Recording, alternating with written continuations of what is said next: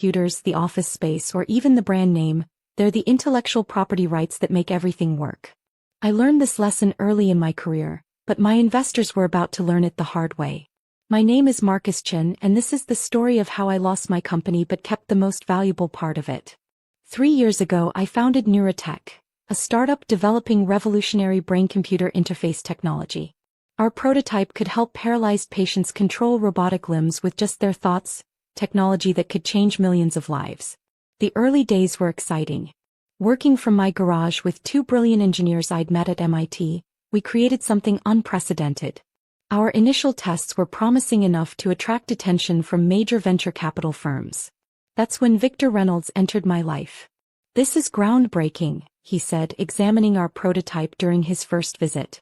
Victor was a legend in Silicon Valley, known for turning startups into billion-dollar companies. His firm Reynolds Ventures had backed some of the biggest names in tech. We needed funding to begin clinical trials, and Victor offered us $20 million for a 40% stake.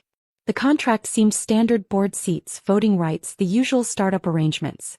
I kept 51% ownership, my co-founders split the remaining 9%. We all thought we were set for success. The first year was amazing.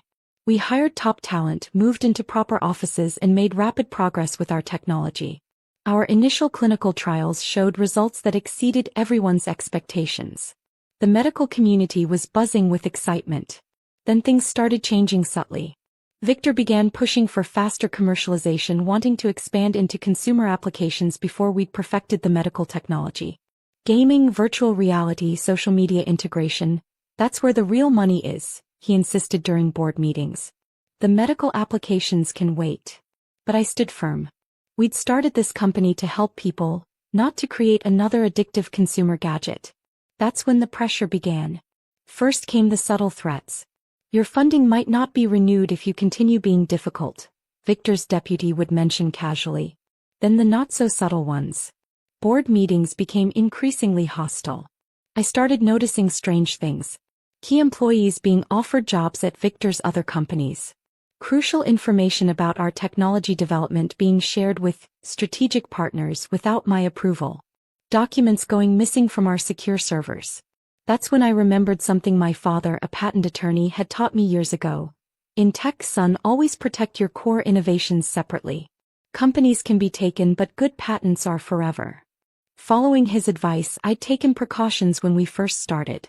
Our core technology, the neural interface algorithms I'd developed, wasn't actually owned by Neurotech. They were licensed from a separate company, Neural Core Technologies, which I'd established before even founding Neurotech. The license agreement was buried in thousands of pages of corporate documents, written in careful legalese that few would notice. Victor and his team had been too focused on the company's visible assets to dig that deep. They saw the ping-pong tables, the fancy offices, the impressive prototypes. They didn't see the carefully crafted legal infrastructure underneath it all. Last month, everything came to a head. Victor called an emergency board meeting, presenting evidence that I had mismanaged company resources. The evidence was clearly fabricated, but that didn't matter. He had the votes. "You have 2 choices," Victor announced, sliding a document across the table. "Sign over your shares for $1, or we'll bury you in lawsuits until there's nothing left of your reputation or your company." My co-founders looked away, already bought off with promises of cushy positions in the reorganized company. The other board members, all Victor's people, sat there with smug expressions. I picked up the papers and read them carefully, paying special attention to what wasn't mentioned. The core technology license wasn't addressed at all. They didn't even know it existed. No argument, no fight. Victor seemed almost disappointed when I signed immediately. "I expected more from you, Marcus." I smiled, gathered my things, and walked out of the company I'd built.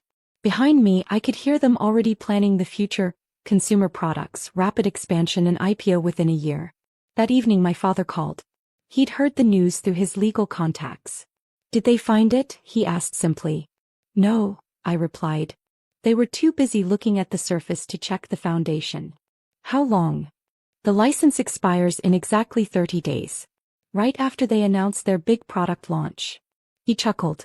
"Sometimes the best defense is to let them think they've already won." I spent that night in my home office reviewing the patent documentation one more time. Everything was in order, filed years ago when Neurotech was just an idea in my garage. The real company, the one that owned the core technology, had been protected since day one. Tomorrow Victor and his board would begin their victory lap, announcing their bold plans for Neurotech's future. They had the company, the prototypes, the offices, and the brand. But sometimes what you can't see is worth more than everything you can. Silicon Valley thrives on big announcements, and Victor Reynolds knew how to put on a show. Exactly 1 month after taking control of Neurotech, he rented the largest auditorium at the San Francisco Convention Center for their product launch. I watched the live stream from my father's law office, surrounded by our legal team. The auditorium was packed with tech journalists, investors, and industry leaders. Victor stood on stage in his signature black turtleneck, doing his best Steve Jobs impression. "Today, Neurotech revolutionizes human-computer interaction," he announced grandly. "Our neural interface technology will transform gaming, social media, and digital communication forever." Behind him, slick videos showed people controlling virtual reality environments with their thoughts, sending messages through brainwaves, playing games without controllers. The audience was mesmerized. "We begin production next month," Victor continued. "Pre-orders open today." That's when our lawyers hit send on 12 carefully prepared letters. One to Neurotech's board. One to their major investors. One to the SE. And most importantly, one to every major tech news outlet that was covering the launch. The first sign that something was wrong came during the Q&A session. A reporter from TechCrunch stood up, looking at her phone with a puzzled expression. "Mr. Reynolds, we've just received information that Neurotech doesn't own the core patents for this technology. Can you comment on that?" Victor's practiced smile flickered slightly. "That's incorrect. We own all the relevant intellectual property." Another reporter jumped in. "According to USPTO records, the neural interface patents are owned by Neural Core Technologies, a separate company. Neurotech only had a limited license that expired today." The audience began murmuring. Investors were frantically checking their phones. Victor's team was passing him urgent notes, but he waved them away. "These are baseless claims," he declared. "Our legal ownership is clear." That's when I walked into the auditorium. The security guards, still on my old company ID system, let me through without question. I walked straight to the stage. "Hello, Victor," I said into the microphone. "Perhaps we should discuss the actual terms of Neural Core Technologies' license agreement?" The color drained from his face. In the front row, his lawyers were frantically flipping through documents. "The core technology that makes Neurotech's products possible," I continued, addressing the audience, "was never owned by Neurotech. It was licensed from my other company, Neural Core Technologies. That license expired today." Chaos erupted. Investors were shouting questions. Journalists were live-tweeting every word. Victor's carefully orchestrated product launch was imploding in real time. "You can't do this," he hissed at me. "We'll fight it in court." I smiled. "Check your acquisition documents, Victor. You were so busy forcing me to sign over Neurotech, you never asked about the intellectual property structure. You bought an empty shell." His lawyers had found it now, the licensing agreement buried in those thousands of pages of corporate documents. One of them was shaking his head at Victor, confirming my words. "Ladies and gentlemen," I announced to the stunned audience, "Neural Core Technologies remains the sole owner of this revolutionary technology. We're happy to discuss licensing arrangements with serious partners who share our commitment to medical applications and ethical development." The next few hours were a blur of media interviews, legal discussions, and watching Neurotech's stock price plummet. Victor's dream of quick consumer products evaporated as investors realized he'd spent $20 million to acquire a company without its core technology. My phone was flooded with calls from other venture capital firms, medical technology companies, and even my former employees asking to join my new venture. But the most satisfying call came from the head of neurology at Johns Hopkins. "We've been following your work," he said. "Now that you're free from pressure to pursue consumer applications, would you be interested in partnering on advanced medical trials?" That was 3 months ago. Today, Neural Core Technologies is partnering with 5 major research hospitals, developing treatments for paralysis, neurological disorders, and stroke recovery. Our technology will help people walk again, communicate again, live independently again. Victor tried to sue, of course. But our legal documentation was impeccable. My father had made sure of that years ago. Always protect your core innovation, he taught me. Everything else is just packaging. Last week I received an offer to buy Neural Core Technologies for $2 billion. I declined. Some things are worth more than money. My former co-founders reached out, asking to join the new company. I wished them well but declined. Trust, once broken, is hard to rebuild. The new research facility we're building has a plaque in the lobby that reads, "Technology in Service of Humanity." It's a reminder of why we started this journey and why protecting our core values was worth losing everything else.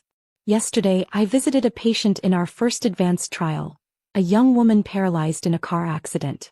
Using our interface, she moved a robotic arm to hug her daughter for the first time in 3 years. No consumer gadget could ever match the joy in their eyes. Victor Reynolds still gives interviews sometimes, claiming he was deceived.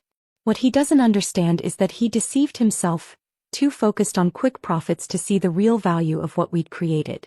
The tech world has learned a new respect for careful legal structuring. Pull a Neurotech has become Silicon Valley slang for protecting your intellectual property so well that hostile takeovers become pointless. My father retired last month, but he keeps his favorite memento framed in his home office. The $1 check Victor Reynolds wrote to buy my shares in Neurotech. Under it is a printout showing Neural Core Technologies' current valuation, $5 billion and growing. The best victories, he likes to say, are the ones your opponents don't see coming until it's too late.